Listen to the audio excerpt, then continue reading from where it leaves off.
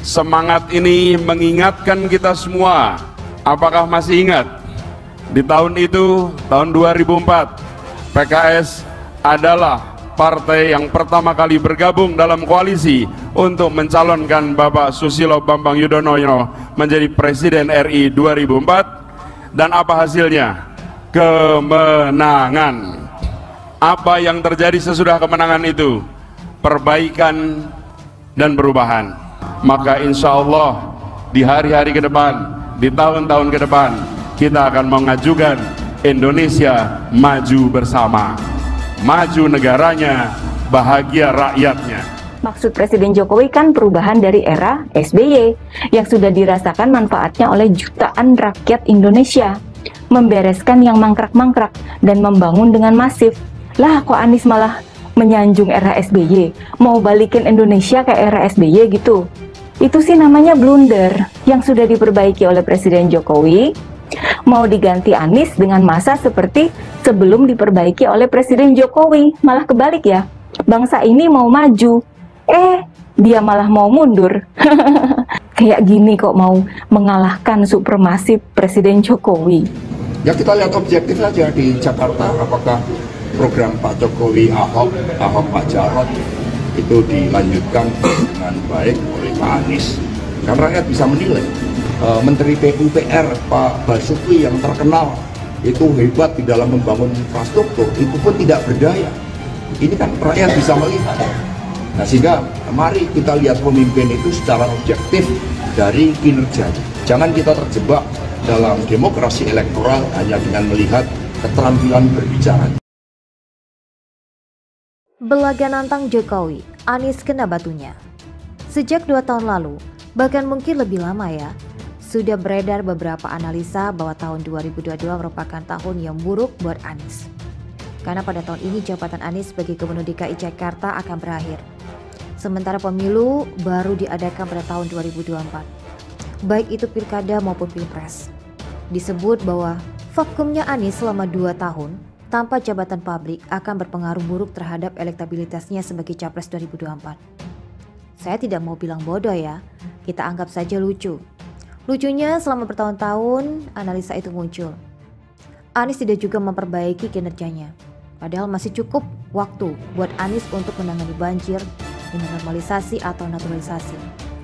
Menyediakan rumah buat warga miskin, menyediakan fasilitas MKCK yang banyak, memperbaiki jembatan penyeberangan orang atau JPU di luar kawasan Tamrin Sudirman dan banyak lagi. Dianya malah bersikeras menggelar ajang balap Formula E yang kita semua tahu modalnya mencapai ratusan miliar hingga di atas 1 triliun rupiah. Duit rakyat semua, tapi belum terlihat hasilnya hingga sekarang. Waktu begitu cepat berlalu, Anies banyak membuang waktu dengan proyek kosmetik dan proyek mercusuar. Proyek-proyek itu untuk menipu mata. Proyek mendukung citranya sebagai tokoh yang mau nyapres. Bukan proyek yang bermanfaat buat rakyat banyak. Gambar-gambar kinerja Anies pun hanya dapat dipakai untuk pamer Stadion Jakarta International Stadium JS yang sebenarnya dibangun dengan dana pinjaman dari pemerintah pusat. Di sisi lain, untuk mengukuhkan posisinya di dunia politik, Anies pun juga melakukan manuver tajam, yakni mengambil langkah yang menantang atau melawan Presiden Jokowi. Sudah sangat dipahami bahwa secara politis, posisi Presiden Jokowi teramat sangat kuat dalam menentukan siapa pemenang Pilpres 2024. Didukung oleh tingginya tingkat kepercayaan publik terhadap Presiden Jokowi. Siapapun yang di-endorse atau Presiden Jokowi bisa dipastikan bakal jadi Presiden RI tahun 2024. Anies bermaksud memanfaatkan kekuatan politik Presiden Jokowi ini buat mengontrol citra dirinya sebagai orang yang berani melawan atau menantang Jokowi. Caranya dengan menyindir slogan ikhlas Jokowi, kerja, kerja, dan kerja. Di depan para pendukungnya, Anies belaga memamerkan hasil kerjanya selama ini, seperti JPU yang Instagramable dan JS. Sebagai penutup, Anies pun menyebut agar jangan kerja tanpa gagasan. Ini tentu saja disampaikan Anies di Makassar, Sulawesi Selatan. Masa disampaikan di Jakarta, bisa diketawain warga Jakarta ya. Anies juga memanfaatkan isu yang sedang hangat saat ini, yaitu pemindahan ibu kota negara. Dalam sebuah forum talk show, Anies menyebutkan bahwa pemindahan ibu kota negara tidak akan menyelesaikan masalah kemacetan di Jakarta. Seakan masalah di Jakarta hanya kemacetan. Seakan masalah di Jakarta hanya kemacetan saja. Tapi yang penting bagi Anies secara politisi, ia sudah ikut bersuara negatif terhadap mega proyek Presiden Jokowi. Seakan kinerja Presiden Jokowi nggak ada apa-apanya dibandingkan Anies. Ya memang begitu, hanya citra yang bisa dijual oleh Anies. Citra memang gampang dijual, terutama kepada mereka yang para campers, para kadrunista yang memang sudah punya rasa benci terhadap Presiden Jokowi. Benci tapi ikut menikmati hasil kerja Jokowi, nggak malu ya. Gampangnya menjual cerita sama gampangnya juga ketika kenyataan buruk terungkap, sehingga menambahkan citra yang sedang dijual. Anies disebut pemimpin yang gagah, santun, seiman, punya banyak penghargaan. Tapi gubrak. Tak perlu Presiden Jokowi capek-capek membalas sindiran Anies. Cukup apa yang terjadi pada warganya, warga Gubernur Anies yang membalas bualan Anies. Citra Anies yang sedang dipamerkan dan dipromosikan pun jatuh terperosok seiring dengan kejadian fatal yang menimpa warga Jakarta di bantaran Kali Ciliwung. Seorang warga Jakarta terperosok ketika memakai toilet dan jatuh di Kali Ciliwung. Peristiwa menghebohkan ini pun juga jadi santapan media. Disiarkan beberapa kali di berita televisi disertai video memperlihatkan buruknya kondisi toilet di dalam rumah warga Jakarta. Anies pun kena talak. Dari posisi menantang Jokowi, Anies mendadak jeblok ke posisi yang terpojok. Anies lebih memilih membangun stadion JIS dengan uang pinjaman triliunan rupiah. Anies lebih memilih menggelar Formula E dengan biaya ratusan miliar hingga triliunan.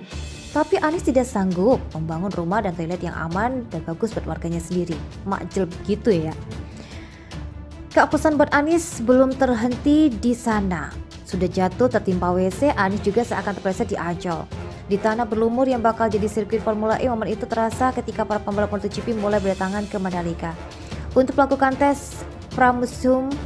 Untuk melaksanakan tes pramusim MotoGP di sirkuit Pertamina Mandalika, nama-nama yang sangat akrab bagi masyarakat Indonesia seperti Marc Marquez dan Quartararo mendapatkan ucapan selamat datang dari para netizen.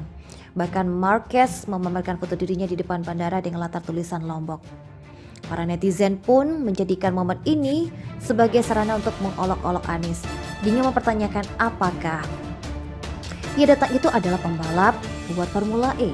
Ada pula netizen yang membuat dan menyebut bahwa Valentino Rossi, pembalap dengan banyak prestasi di MotoGP yang sudah pensiun, sedang mengetes motornya di Ancol, lokasi sirkuit Formula E yang entah kapan jadinya. Netizen lain juga bertanya, apakah Marquez datang untuk cek sound di JIS? Sambil ketawa. Ya, berbagai olok-olok yang sulit dipatahkan oleh para pendukung Anies juga modal tipis ya, berani nantangin Presiden Jokowi. Kita bicara kinerja dan prestasi. Mau gagasan sebesar apapun tidak ada gunanya jika tidak ada bukti yang nyata. Oke, sudahlah Pak Anies. Jangan mencoba menaikkan citra elektabilitas dengan cara menantang Presiden Jokowi. Itu mustahil bakal terjadi. Yang ada malah tambah apes. Seakan Anies kena gelindingan ban sepeda motor pembalap MotoGP. Jadi tertawaan publik lagi.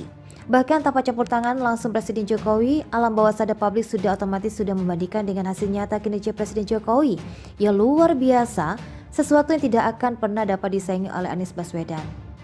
Selalu dari kura-kura.